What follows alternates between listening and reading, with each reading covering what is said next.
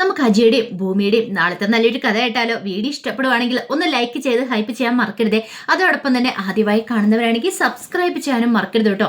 അങ്ങനെ വീട്ടിലേക്ക് വന്ന ഭൂമി അച്ഛൻ്റെ ഫോട്ടോയ്ക്കരിയിൽ ആ ഒരു പേപ്പർ എഴുതി വെച്ചിരിക്കുന്നതേ, നിന്നെ 10 മിനിറ്റുള്ളിൽ തന്നെ ഞാൻ നിന്റെ അച്ഛൻ്റെ അരിയിലേക്ക് അയക്കൂന്നുള്ള. അത് കണ്ടപ്പോൾ ഭൂമിക്ക് വല്ലാത്തൊരു ഞെട്ടലായി. കൃത്യസമയത്ത് തന്നെയാണ് കരണ്ട് പോയത്. ഭൂമിക്ക് എന്ത് ചെയ്യണമെന്ന് അറിയത്തില്ല. അത് മീറ്റർ ഓഫ് ചെയ്താന്നുള്ള കാര്യം ഭൂമിക്ക് മനസ്സിലായി.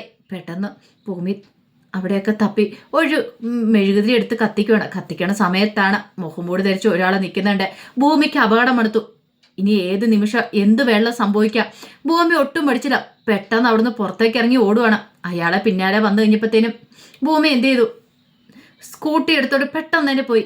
എങ്ങനെ അവിടുന്ന് രക്ഷപ്പെട്ടെന്ന് പോലും ഭൂമിക്ക് അറിയണ്ടായിരുന്നില്ല. അങ്ങനെ പോകുന്ന വഴിക്ക് വിജയനെയും അതുപോലെ ശ്രീനിയും ഒക്കെ വിളിക്കുന്നുണ്ട്. വിളിച്ചിട്ട് കാര്യങ്ങൾ പറയണേ. കോഫി ഷോപ്പിൻ്റെ അടുത്തേക്ക് പെട്ടെന്ന് തന്നെ പറഞ്ഞെന്ന് പറഞ്ഞു. ജീവൻ കൈ പിടിച്ചോണ്ട് എന്നവണ്ണമാണ് ഭൂമി പോകുന്നത്. ഭൂമിക്ക് മനസ്സിലായി തൻ്റെ പിന്നാലെ തന്നെ കൊലയാളികളുണ്ട്. ഒരുപക്ഷെ അവർ വീട്ടിലേക്ക് വന്ന തൊന്നെ കൊല്ലാനുള്ള ഉദ്ദേശത്തോട് കൂടിയിട്ടാണോ അതോ വേറെന്തെങ്കിലും ലക്ഷ്യമാണോ? അവരുടെ ലക്ഷ്യം ആ കത്താണോ എന്നൊക്കെ ഒരു ചിന്ത ഭൂമിയുടെ മനസ്സിലുണ്ട്. എങ്ങനെയാണെങ്കിലും ഒരു കാര്യം ഉറപ്പാ, തൻ്റെ അച്ഛനെ കൊന്ന കൊലയാളികൾ തന്നെയാണ് ഇതിൻ്റെ പിന്നിലെന്നുള്ള കാര്യം ഭൂമിക്കറിയാം. അങ്ങനെ ഭൂമി അവിടേക്ക് നേരെ പോവുകയാണ്. പിന്നീട് അജയുടെ മുറിയിലേക്ക് അഞ്ജന വരുക. അഞ്ജന മുറിയിലേക്ക് കയറി വന്നു കഴിഞ്ഞപ്പോഴത്തേനും അജയ് ബാത്റൂമിലായിരുന്നു. അഞ്ജന അവിടേക്ക് ഇങ്ങനെ നോക്കണ സമയത്താണ് ആ ഭിത്തിയിൽ നയനയുടെ ഒരു ഫ്രെയിം ചെയ്ത ഫോട്ടോ ഇരിക്കുന്നുണ്ട്. അത് കണ്ടു കഴിഞ്ഞപ്പോഴത്തേനും അഞ്ജനയ്ക്ക് ഒട്ടും പിടിച്ചില്ല. ഇവളിപ്പോഴും ഞെളിഞ്ഞ് ഭിത്തിയിൽ കയറി ഇരിക്കുക. കുറച്ച് ദിവസങ്ങൾക്കുള്ളിൽ താൻ അജയുടെ ഭാര്യയാകാനായിട്ട് പോകുക. ആ സമയത്ത് ഇവൾക്ക് ഇവിടെ എന്താ സ്ഥാനം? ഇവൾക്ക് ഇവിടെ ഇരിക്കാനായിട്ടുള്ള ഒരു യോഗ്യതയില്ല.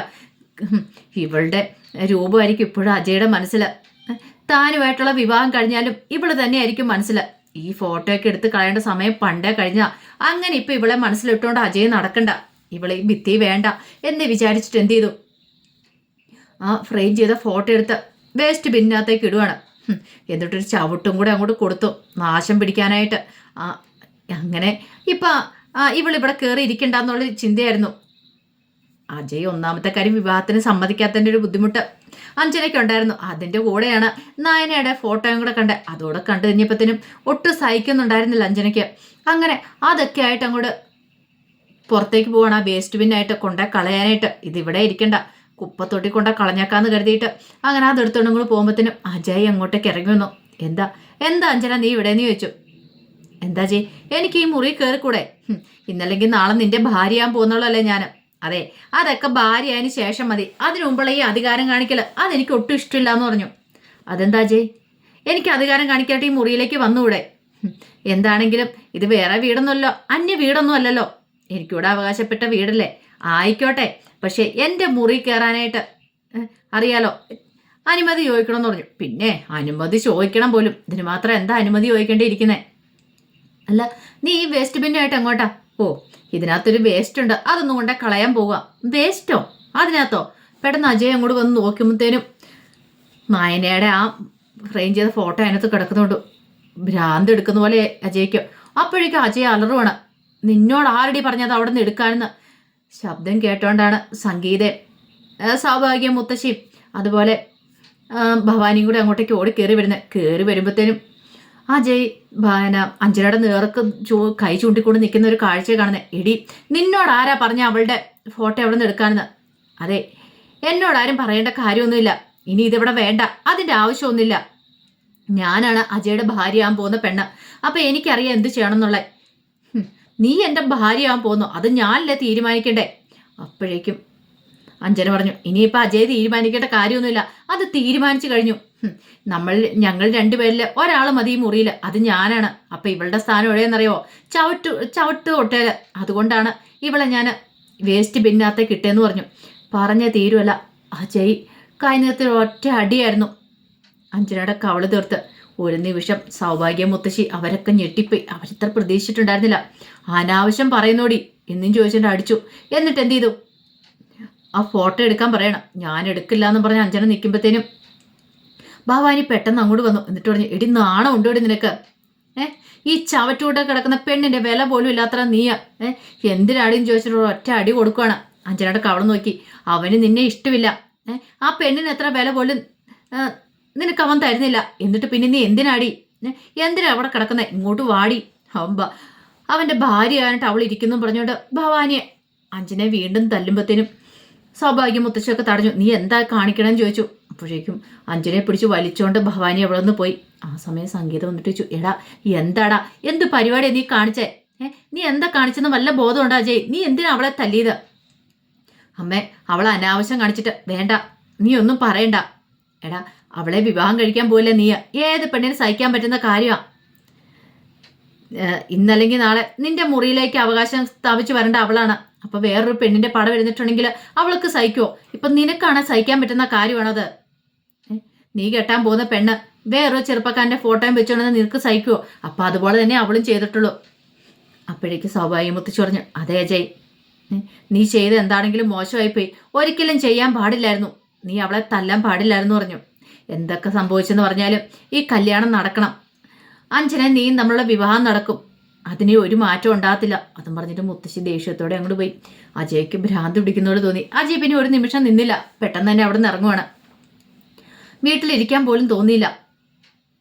ഈ സമയം അഞ്ജന മുറിയിലേക്ക് വന്നിരുന്ന് കരയുമ്പത്തേനും ഭവാനി എന്നിട്ട് പറഞ്ഞു, മോളെ നീ എന്ത് കാണിക്കാനാണ് അതൊക്കെ പോയി വലിച്ചു പൊക്കാൻ പോയത്? നിനക്ക് വല്ല ആവശ്യം ഉണ്ടായിരുന്നോ? പിന്നെ അജയ് മുറിയിൽ ആ പെണ്ണിന്റെ ഫോട്ടോ വെച്ചോണ്ടിരിക്കുമ്പോൾ ഞാനത് കണ്ടുകൊണ്ടിരിക്കണോ? മോളെ, ഇവിടെ നമ്മൾ കളിക്കുകയോ ചെയ്യണ്ടേ? നമ്മുടെ നിയന്ത്രണത്തിൽ കൊണ്ടുവരണം അജയനെ. അതാ ചെയ്യണ്ടേ. അതിന് പകരം നീ അജയോട് ദേഷ്യപ്പെട്ട് കാര്യമുണ്ടോ? മോള് ഇനിയിപ്പം വിഷമിക്കൊന്നും വേണ്ട. ഞാൻ അറിയാതെ നിന്റെ കർണത്തടിച്ചു പോയതാ. അപ്പോഴത്തെ ഒരു സാഹചര്യത്തിൽ അടിച്ച നിന്റെ അജയുടെ വിവാഹം ഈ അമ്മ നടത്തിത്തരും. ഈ വീട്ടിലെല്ലാവരും സമ്മതിക്കും. കണ്ടോ, എൻ്റെ ഒരു തന്ത്രം വരുന്നത് നീ കണ്ടോളാൻ പറഞ്ഞു. പറഞ്ഞ് തീരുമ്പത്തേനും സൗഭാഗ്യം മുത്തശ്ശി അങ്ങോട്ട് വന്നു. വന്നിട്ട് ഭവാനിയോട് പറഞ്ഞു, ഭവാനി, നീ എന്താണെങ്കിലും മോളെ തല്ലിയത് ഒട്ടും ശരിയായില്ല. അവൾ അതിന് മാത്രം എന്ത് തെറ്റാ ചെയ്തേ? അവൾ തെറ്റൊന്നും ചെയ്തിട്ടില്ല. അഞ്ജന എടുത്ത് നിന്നിട്ട് പറഞ്ഞു, മോളെ നീ വിഷമിക്കൊന്നും വേണ്ട. നിന്റെ അജയുടെ വിവാഹം അധികം വൈകാതെ തന്നെ ഈ മുത്തശ്ശി നടത്തി തരും. നീ ടെൻഷൻ അടിക്കണ്ട കേട്ടോ. അതോടുകൂടി അവൻ്റെ ഈ ദേഷ്യവും കാര്യങ്ങളൊക്കെ പോവും. പിന്നെ അവൻ്റെ മനസ്സിൽ നിന്ന് ആ പെണ്ണ് പോയിക്കോളും. നീ എന്തിനാ എത്ര ടെൻഷൻ അടിക്കണേ? മുത്തശ്ശി, ഞാനൊരു തെറ്റും, എനിക്കറിയാം നീ തെറ്റും ചെയ്തിട്ടില്ല എന്ന്. നിന്റെ സ്ഥാനത്ത് ഏതൊരു പെണ്ണാണെങ്കിലും അത് സഹിക്കാൻ പറ്റുന്ന കാര്യമല്ല. അതുകൊണ്ട് നീ വിഷമിക്കണ്ട.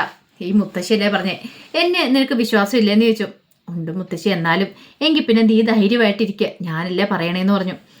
അങ്ങനെ മുത്തശ്ശി ആശ്വസിപ്പിച്ചിട്ട് അങ്ങോട്ട് ഇറങ്ങിപ്പോയി കഴിഞ്ഞും ഭവാനി പറഞ്ഞു, ഇപ്പം എങ്ങനെയുണ്ട്? ഞാൻ പറഞ്ഞില്ലേ ഈ വിവാഹം നടക്കണം, നടക്കാതിരിക്കാൻ പറ്റില്ല എന്ന് പറഞ്ഞു. ആ സമയത്ത് ശ്രീനെയും വിജയനെയും ഒക്കെ പോയി കാണുവാണ്. ഭൂമി കണ്ട കാര്യങ്ങളൊക്കെ പറയുവാണ്.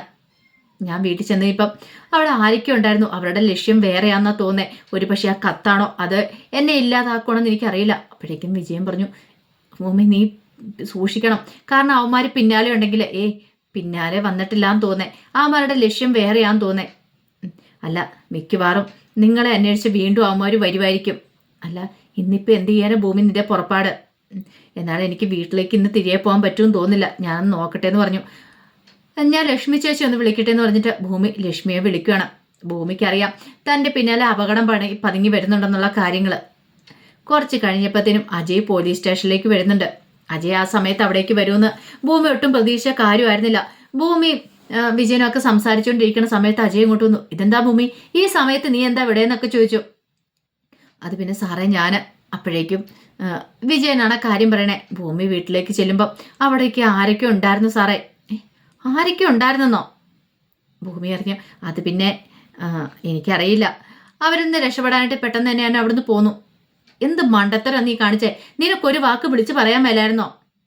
എങ്കിൽ പിന്നെ കൊലയാളികൾ നമുക്ക് കയ്യോടെ പിടികൂടായിരുന്നല്ലോ. ഒരു പക്ഷേ നിന്റെ അച്ഛൻ്റെ കൊലയാളികളായിരിക്കും വന്നിട്ടുണ്ടായിരിക്കുക. ഭൂമി പറഞ്ഞു, അതെനിക്ക് ഉറപ്പുള്ള കാര്യമാണ് സാറേ. എന്താണെങ്കിലും അവരെ ഞാൻ വെറുതെ വിടാൻ പോകുന്നില്ല എന്ന് പറഞ്ഞു. എന്ത് ചെയ്യണമെന്ന് എനിക്കറിയാമെന്ന് പറഞ്ഞു. ഭൂമി ചില തീരുമാനങ്ങളൊക്കെ എടുത്തിട്ടുണ്ടായിരുന്നു അവരെ പിടികൂടാനായിട്ട്. ഭൂമിക്കറിയാം ഭൂമിയുടെ വലയിലേക്ക് അവർ വന്ന് വീഴുമെന്നുള്ളത്. അതിൻ്റെ കഥകളൊക്കെയാണ് കാണാൻ പോകുന്നത്. ആ വിശേഷങ്ങൾക്കായി നമുക്ക് എല്ലാവർക്കും കാത്തിരിക്കാം കേട്ടോ. ഒരിക്കൽ കൂടി എല്ലാവർക്കും ശുഭരാത്രി നേർന്നുകൊണ്ട് നിർത്തുന്നു. നന്ദി.